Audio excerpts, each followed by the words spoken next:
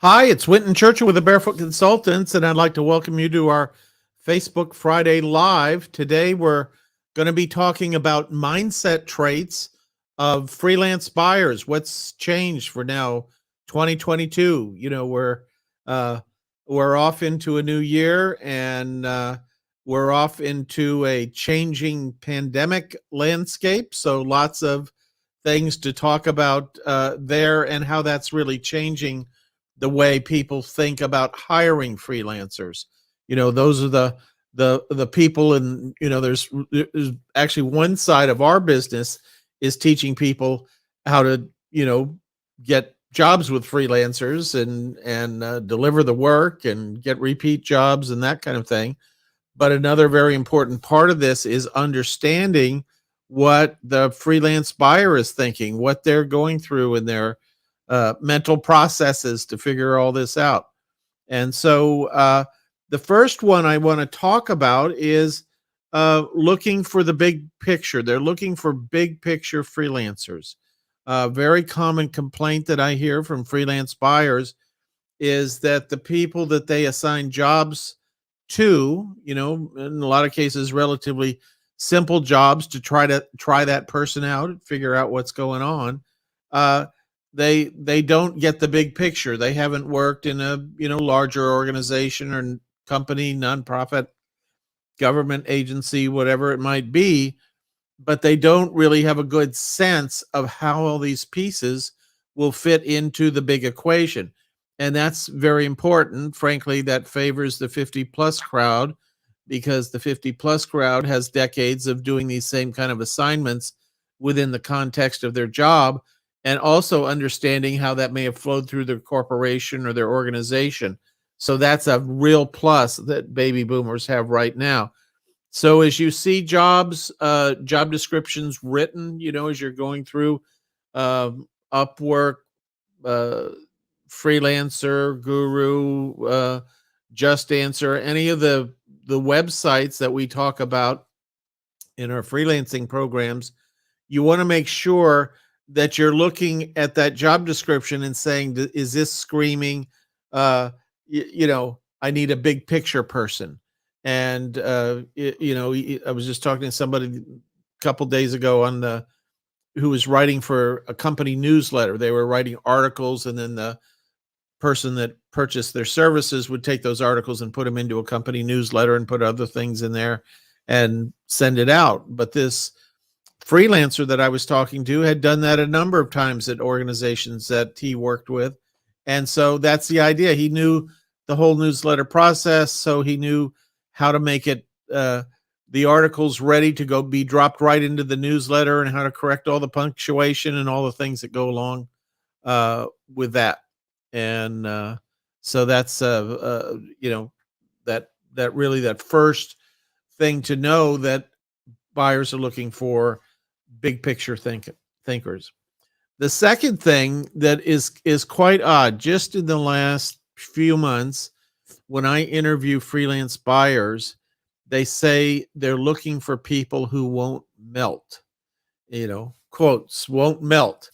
And this is seeming to be a thing. It might be part and parcel to the Great Resignation, but they're finding that in some cases what they do is they assign jobs, the freelancer bids on the job and starts the job, and then they disappear. Or if they have a chance to talk to them, they say the job was just too intense, they couldn't do it, that sort of thing. So just know that vibe is going on out there, that people do not have necessarily the resilience to deal with a little adversity in a job. There might be, there's always some sort of challenge to getting a job done. Something may be well within your wheelhouse and something you know how to do, but at the end of the day, it comes up and you're, there's a hard part. There's a difficult part to get through. There's something that you have to think about. There's something that you have to figure out, and maybe collaborate with a buyer to come up with an approach to work with that. But this idea of not being a melter. So what does that mean to you as a a freelancer. You want to take on jobs that we like to say are well within your wheelhouse. You don't like to stretch, especially if you're getting started. You don't want something to be outside the scope of what you can easily do. An example of that is that oftentimes buyers will post articles and say, I want you to write an article for us that'll be posted on our website. And they'll say, and we use WordPress uh, as our website, and we want you to log into our WordPress site and post the article there, which is a very simple thing to do. It's the kind of thing that you could learn in 5 or 10 minutes, probably by Googling YouTube. But if you're doing your first job, or that seems like way up on the skill set, just don't do those kind of jobs as you're getting started. Don't do a job that you could potentially get to a meltdown point in. So very important to consider that. And then the other thing that I've noticed in freelance buyers is they're looking at a much longer term relationship. They Many jobs on these systems over the past years have been sort of audition jobs. They're kind of short term, very finite. Write one article, prepare one spreadsheet, create one PowerPoint presentation, that kind of thing. Do customer service 1 day a week. Those kind of really tiny jobs.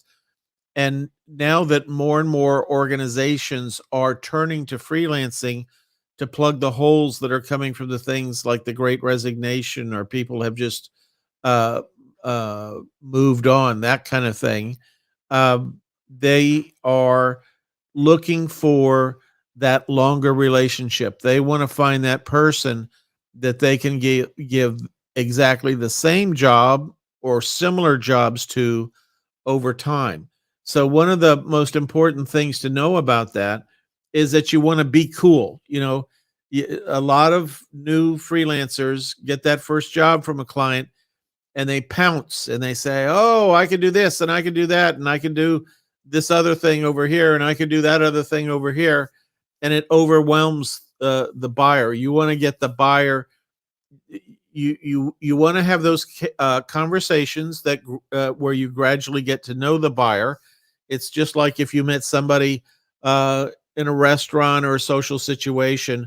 You don't necessarily go with all the questions. Where are you from? What do you do? Boom, boom, boom, boom, boom. You kind of weave those into the conversation. Take a few bites of food. Take a drink here or there, and allow that to unfold over time.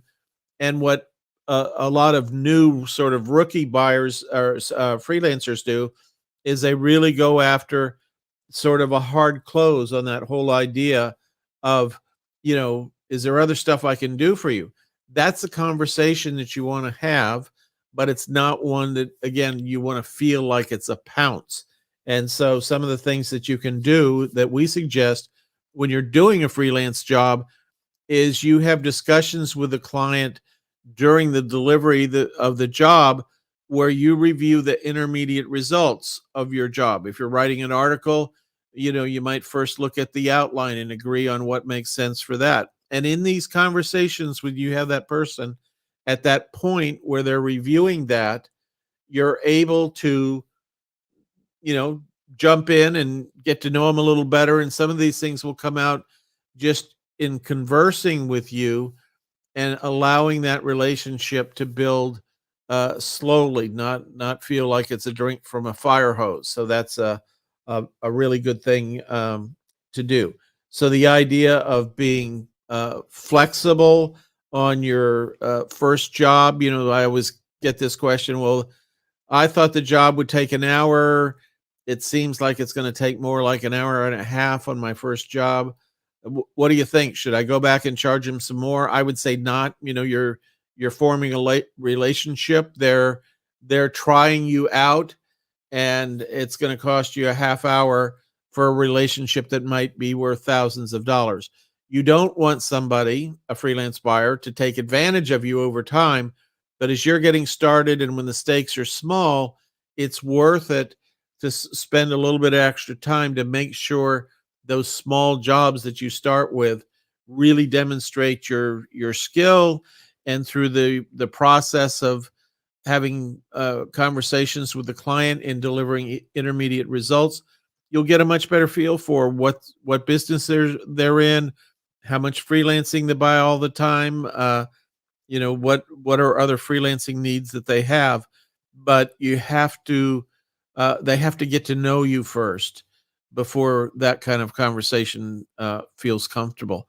There's nothing worse for a freelance buyer who's on a deadline to get something done, and they're trying out a new freelancer that they've never worked with before, and they start getting a barrage of questions about doing uh, um, uh, can I work with you on other projects, and what other kind of things do you buy, and that kind of thing. So I have a commitment today that I have to run to, but I have appreciated the opportunity to be here with you today. Certainly will be answering questions in the chat window if you have any questions. I had a funny question direct message to me just a minute ago, and they said, why do you, if you can't talk to us through this system, why do you wear headphones? And that's a good question, and the answer is kind of interesting.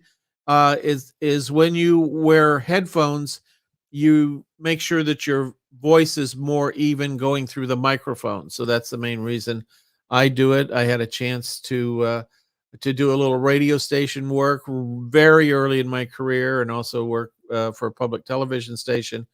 And I learned that there because I asked the same question when I saw the announcer putting the headphones on, even though there wasn't much to listen to. He said he could hear the sound of his own voice, and he makes sure that he doesn't go too high. So with that, look forward to seeing you next week. All our members look forward to seeing you in our Tuesday night call or Wednesday night call. And have a great weekend and a great time freelancing. Take care.